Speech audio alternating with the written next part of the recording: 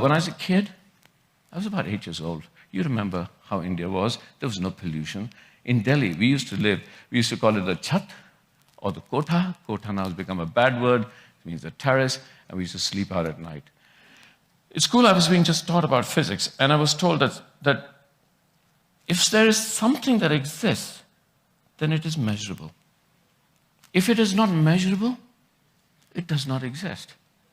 And at night, I would lie out looking at the unpolluted sky, as Delhi used to be at that time when I was a kid, and I used to stare at the universe and say, how far does this universe go? My father was a doctor, and I was thinking, oh, Daddy, how far does the universe go?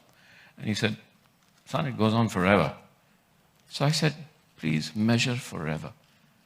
Because in school, they're teaching me that if I cannot measure it, it does not exist. It doesn't come into my frame of reference.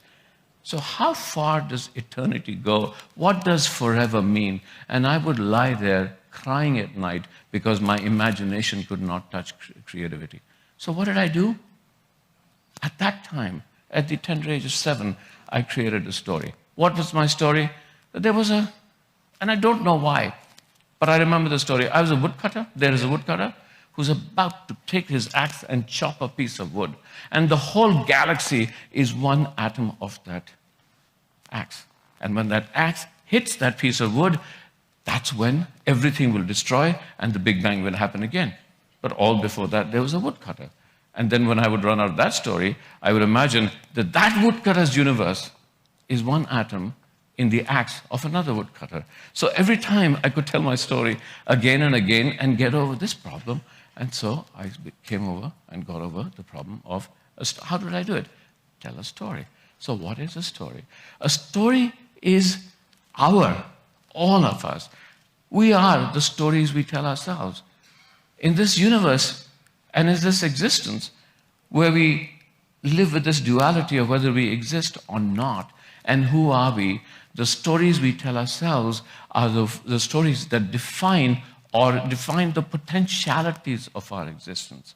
We are the stories we tell ourselves. A story is so that's as wide as we look at stories.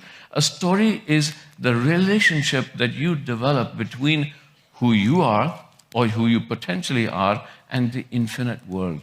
And that's our mythology. And in telling those stories, we tell our stories, and a person without a story does not exist. So Einstein told a story and followed his stories and came up with theories, and then he came up with his equations. Alexander had a story that his mother used to tell him, and he went out to conquer the world. Everybody has a story that they follow. We tell ourselves story, and so I will go further and I say, I tell a story, and therefore I exist. I exist because there are stories. And if there are no stories, we don't exist. We create stories to define our existence. If we do not create the stories, we probably go mad. I don't know. I'm not sure. But that's what I've done all the time. Now,